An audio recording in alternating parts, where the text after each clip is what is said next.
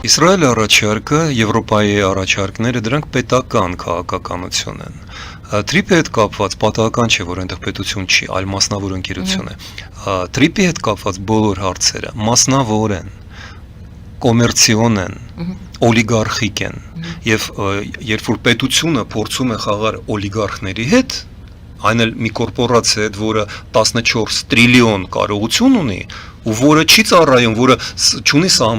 սահմանադրություն, որը պետություն չէ, որի մեջ կարող է լինել ցանկացած ազգի, ցանկացած շահերով մարդ, իրենք առաջնորդվում են միմիայն շահով, ֆինանսական շահերով, դա շատ վտանգավոր է մեր պետության համար, շատ, ահա ինչու պետք է ինստիտուցիոնալ որոշումներ կատարել, եւ Իսրայելը Եվրոպայի հետ մեզ առաջարկել են հենց ինստիտուցիոնալ որոշում, եւ հիմա իրենք առաջ աշխատում են, միևնույնն է իրենք անելու են այն ինչ անելու են, հենց այս օրերին Իսրայելը փաստորեն կարողացավ համոզել Թրամփին վերադառնալ Իրան եւ հասցնել գործը վերջ ավարտին, դուք կտեսնեք այդ ամենը, եւ որտեղ է այս ամեն ինչում Հայաստանը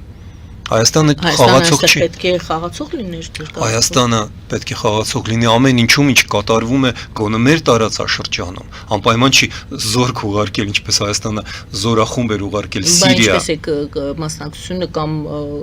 ներկայությունը կամ չգիտեմ արձագանքը պատկերացնում։ Օրինակ, երբ որ Իսրայելը ճանաչում է հայոց ցեղասպանությունը, անմիջապես պետք է արձագանքել։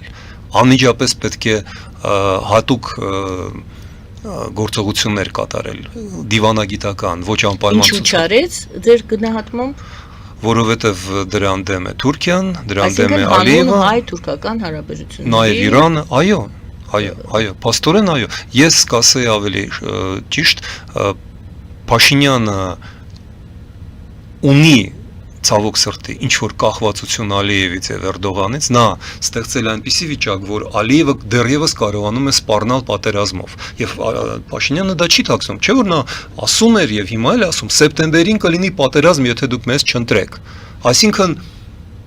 եթե ինձ չընտրեք Նիկոլ Փաշինյանին, Ալիևը սկսելու է պատերազմ։ Դա մենք մի կերպ ոնց որ թե անցանք։ Չէ, մենք չենք անցել, որովհետեւ մենք սահմանադրության հարցը դեռ չենք։ Ոչ միայն սահմանադրության, նաև անկլավների հարցը։ Նաև անկլավների։ Ու ես ասում եմ, միթե չկա ելք։ Միթե Եվրամիության անդամակցելը չի նշանակում փակել այդ թեման ընդմիշտ, որտեղ եվրոպական ոչ մի խորհրդարան կամ վեաժողով կամ Եվրոպական միություն թույլ չի տա, որ իր անդամ երկրից ինչ որ անկլավներ պոկեն,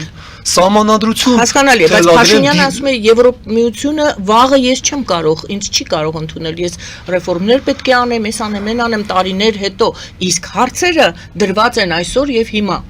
Ընդունել եւ հայտ տալ ընդունելու տարբեր բաներ են։ Մեկ, երկրորդ, Փաշինյանը ցավոք սրտի անցյալ տարի համաձայնվեց Ալիևի կարևորագույն մի պահանջին եւ միասին նրանք պահանջեցին Մինսկի խմբի ծրումը։ Իսկ մեկ շաբաթ առաջ Շուշիում Ալիևը սենսացիոն բացահայտում արեց։ Նա ասաց, որ տարիներ շարունակ Մինսկի խումբը 3 համանախագահներով պահանջում էր, որ Ադրբեջանը համաձայնվի Լեռնային Ղարաբաղի մարզը Հայաստանի հետ միացմանը եւ ոչ միայն Լեռնային Ղարաբաղի մարզը, այլ նաեւ երկու շրջանները 5 կամ 7, այո, եւ այլն։ Նա, այսինքն, բացահայտեց այն, ինչի մասին լռում էին կամ ինչի մասին ստում էին տասնամյակներով հայկական մեր ղեկավարները, իբրև թե արևմուտքը պահանջում է, որ Լևոն Տեր-Պետրոսյանից սկսած ասում են, չէ, ոչ ոք թույլ չի տա Հայաստանին միացնել Ղարաբաղը։ Դա Լևոն Տեր-Պետրոսյանի տարիների կարգախոսն է։ Բայց մենք այդ բանակցությունները չգիտենք, դուք ասում եք սենսացիոն հայտարարություն, այդ 5 գումարած 2 եւ Արցախի հարցը, կարգավիճակի հարցը հետո։ Այդ Ալիևը արեց կարգավորման շատ հաճախ ճշմարտությունը ասում են թշնամիները, նա ասաց, որ փաստորեն եւ նա ստելու կարիք չունի։ Նա Ամերիկային եւ Ֆրանսիային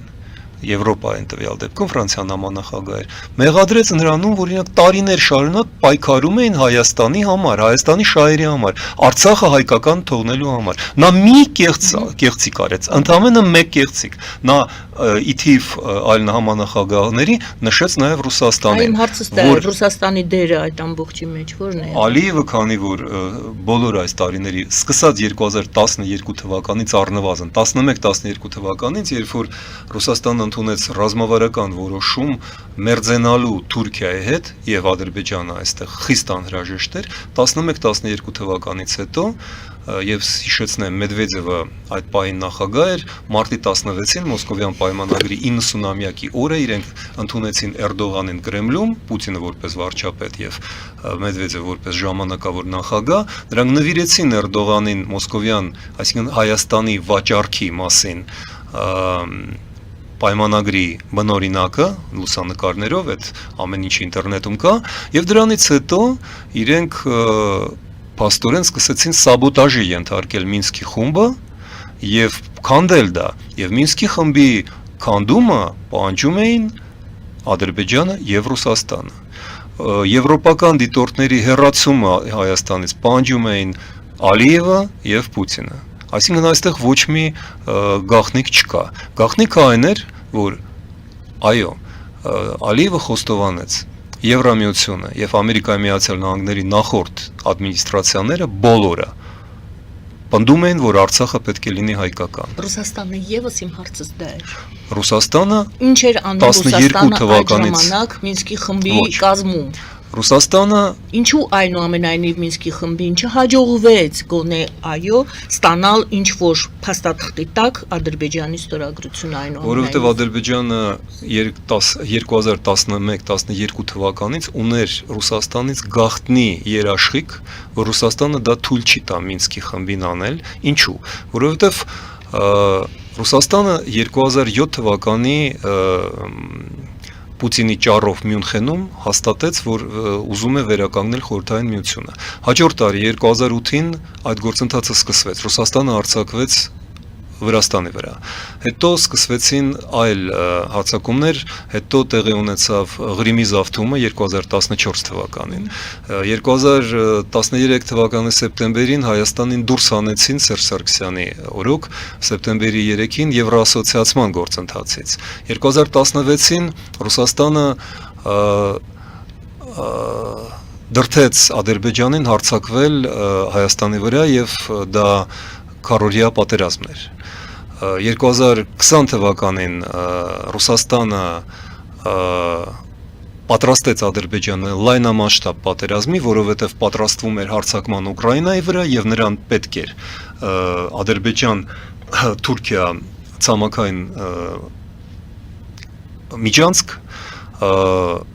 եւ Արցախը դա այն գին էր, որը դրա դիմաց պահանջում էր Ալիևը։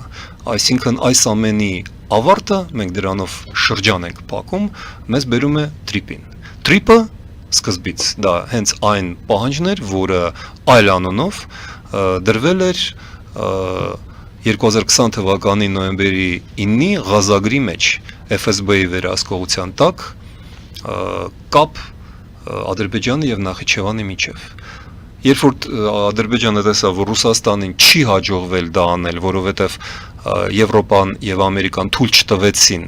շարունակել հարձակումը 2022 թվականի աշնանը Եվրամիությունը բերեց Հայաստան դիտորդներին, որոնք խանգարեցին, կանգնացրեցին Ադրբեջանի հարձակումները եւ փրկեցին հարյուրավոր, եթե ոչ հազարավոր կյանքեր հայ զինվորների։ Դրանից հետո Ադրբեջանը արագ փորձեց գտնել այլ ելք, Թուրքիա եւ միգուցե նաեւ Իսրայելի խորհրդով դիմեց վերընտրված Թրամփին եւ ինչու 25 թվականին գեղեցիկ կարգախոսների Թրիպի անվան խաղաղության ճանապարհ եւ այլն իրենք հասան նրան, որ Թրիպում իր ոտքը դրեց Միացյալ Նահանգները, սակայն քանի որ դա ռուսական նախագիծ էր, ռուսները մինչև վերջ աշխատեցին եւ ահա ինչու Թրիպի նոր գործադիր տնօրենը հարմար է եւ ռուսներին եւ